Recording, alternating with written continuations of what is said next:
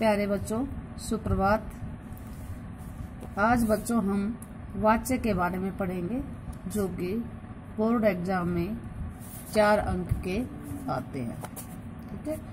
वाच्य जो आप अंग्रेजी में वॉइस पढ़ते हैं, एक्टिव वॉइस, पैसिव वॉइस, वही हिंदी में वाच्य कहलाते हैं। यानी किसी भी बात के कहने के ढंग को हम क्या कहेंगे? वाच्य। शैली, तरीका। मैं खाना खाता हूँ, मुझसे खाना खाया जाता है, बात एक ही है लेकिन कहने का तरीका बदल गया। इसलिए वाच्य के 3 भेद होते हैं। सबसे पहला है कर्तृवाच्य। कर्तृवाच्य। दूसरा है कर्मवाच्य और तीसरा है भाववाच्य। यानी वाच्य में जो फर्क पड़ता है वो किस पे पड़ता है? कर्ता का, कर्म का, भाव का। और ये फर्क किस पे पड़ता है? क्रिया पर। क्रिया यदि कर्ता के अनुसार है तो कर्तृवाच्य, यदि क्रिया कर्म के अनुसार है तो कर्मवाच्य, यदि क्रिया भाव के अनुसार है तो भाववाच्य। ठीक है, समझ आ रहा होगा। यानी साधारण जो वाक्य है वो सब कर्तृवाच्य है। जैसे मोहन पुस्तक पढ़ता है। अब ये तो आपको पता ही है कि क्रिया है वो क्या है? पढ़ता है। ठीक है। अब पढ़ता है, ये क्रिया किसके अनुसार है? मोहन के अनुसार, क्योंकि मोहन क्या है? पुल्लिंग है, एक वचन है, तो क्रिया भी कैसी है?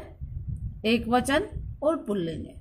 जो साधारण वाक्य, सरल वाक्य, सीधे तरीके से जो बात कही जाती है वो कर्तृवाच्य में आ गई। इसमें कर्ता प्रधान होता है, कर्ता के अनुसार ही क्रिया मानी जाती है। ठीक है। दूसरा आता है कर्मवाच्य। अब कर्मवाच्य में हम क्या कहेंगे? क्रिया कर्म के अनुसार, कर्म के अनुसार। कर्म के अनुसार का मतलब इसमें कर्ता के अनुसार था, तो अब इसमें कर्म का मैंने आपको पहले भी बताया हुआ है, कारक हमने पढ़े थे। जो कर्ता काम करता है उसका फल जिस पर पड़ता है उसे कर्म कहते हैं। और सीधे अर्थ में बताऊं तो यदि हम कर्ता से पूछे क्या और उस क्या का जवाब हमें मिल जाता है तो वो क्या होता है? कर्म। यानी मोहन पुस्तक पढ़ता है। अब हमने किससे पूछना है? मोहन से, क्योंकि मोहन करता है, काम करने वाला कर्ता होता है। अब मोहन से पूछेंगे क्या पढ़ता है, तो हमें जवाब मिला पुस्तक। ठीक है। अब पुस्तक का आपको लिंग क्या पता होगा? स्त्रीलिंग है, पुल्लिंग है? आप कभी कहते हो मेरा पुस्तक दे दो, आप कहोगे मेरी पुस्तक, मेरी बुक, मेरी किताब। यानी पुस्तक है वो स्त्रीलिंग है। और वचन एक वचन है, पुस्तक इसका बहुवचन होगा पुस्तके, तो एक वचन है। अब इसका हम अगर कर्मवाच्य बनाएंगे तो मोहन। और सबसे बड़ी बात है कि कर्मवाच्य में, कर्मवाच्य बनाते समय हमें किन चीजों की बात ध्यान रखनी है? कर्ता के साथ से या के द्वारा लगाया जाता है। यानी कर्ता कौन है? मोहन, तो मोहन से या मोहन के, मोहन से। ठीक है। पुस्तक। अब तीसरी बात है कि पढ़ता, क्रिया है वो कर्मवाच्य जब बनाएंगे तो कर्मवाच्य में क्रिया में जा धातु का रूप आएगा। कर्मवाच्य में क्रिया में जा धातु। अब जा धातु क्या होती है?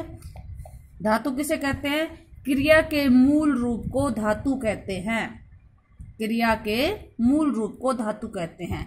जैसे पढ़ता है, पढ़ते हैं, पढ़ेगा, पढ़ रहा है, पढ़ रही है। लेकिन इस सब में जो मूल शब्द है वो क्या है? पढ़। ठीक है। ऐसे ही जा का मतलब जाता है, जाएगा, गया, जा रहा है, जा रहे हैं। लेकिन इसमें मूल क्या है? जा। यानी जा से ही वो सारे शब्द क्रिया के बने हैं। ठीक है। तो मोहन से पुस्तक, अब क्या कहेंगे हम? पुस्तक है वो क्या वैसे बताई थी मैंने, स्त्रीलिंग, तो पुस्तक पढ़ी जाती है। अब जाकर रूप आ गया। तो जब आपने देखोगे कर्ता के साथ से के द्वारा भी लगा हुआ है और जा का रूप भी आ रहा है, तो आप कहोगे कि ये वाच्य है, ये कैसा है, कर्मवाच्य। ठीक है ना। सीता से गाना गाया जाता है, जाता है। ठीक है। अब गाया जाता है क्योंकि गाना वो पुल्लिंग है, इसलिए गाया जाता है बन गया। अगर हम इसको कर्तृवाच्य कहते हैं तो क्या कहते हैं, सीता गाना गाती है। ठीक है, समझ आ रहा है इतना। इसके बाद है, अब है भाववाच्य। अब भाववाच्य में आपको थोड़ा ध्यान देना पड़ेगा क्योंकि कर्मवाच्य और भाववाच्य है वो दोनों में समानता क्या है, दोनों में समानता है कि दोनों में ही से या के द्वारा लगाया जाएगा। से के द्वारा तो रहेगा ही रहेगा और जा धातु का भी रूप रहेगा। ठीक है, ये तो है समानता। अब अंतर क्या है, अंतर है कर्मवाच्य और भाववाच्य में कि भाववाच्य में क्रिया अकर्मक हमेशा ही पुल्लिंग, एक वचन और अन्य पुरुष में रहेगी। अकर्मक का मतलब क्रिया मैंने पहले भी करवाई थी, अकर्मक क्रिया सकर्मक क्रिया, जिसमें कर्म हो तो सकर्मक बन गए, जिसमें कर्म नहीं हो तो अकर्मक होगी। यानी क्या का जवाब मिला तो क्रिया सकर्मक, अगर क्या का जवाब नहीं मिला तो क्रिया अकर्मक। पुल्लिंग यानी वो पुल्लिंग में ही रहेगी हमेशा, और एक वचन यानी एक वचन बहुवचन तो एक वचन में रहेगी। अन्य पुरुष first person, second person, third person, उत्तम पुरुष, मध्यम पुरुष, अन्य पुरुष, तो इसमें क्रिया कैसे रहेगी, अन्य पुरुष में। ठीक है। अब जैसे मोहन सो रहा है, तो ये कर्तृवाच्य है, इसका कैसे बनाएंगे, मोहन से सोया जा रहा है। कर्मवाचक भाववाचक में सेम है, लेकिन इसमें क्या बन गया क्रिया, सोया। चाहे यहां मोहन की जगह अगर मैं सीता कहूं, सीता सो रही है, तो क्या होगा, सीता से सोया जा रहा है, सेम रहेगा। चाहे कोई भी लिंग बदलूं, चाहे कोई भी वचन बदलूं, कैसे भी करूं, लेकिन ये एक वचन और पुल्लिंग और अन्य पुरुष में ही रहेगा। इसलिए इस बात का आपने ध्यान रखना है। और इन वाच्य का जो मैंने उदाहरण दिए थे वो आपने सभी करने हैं। धन्यवाद।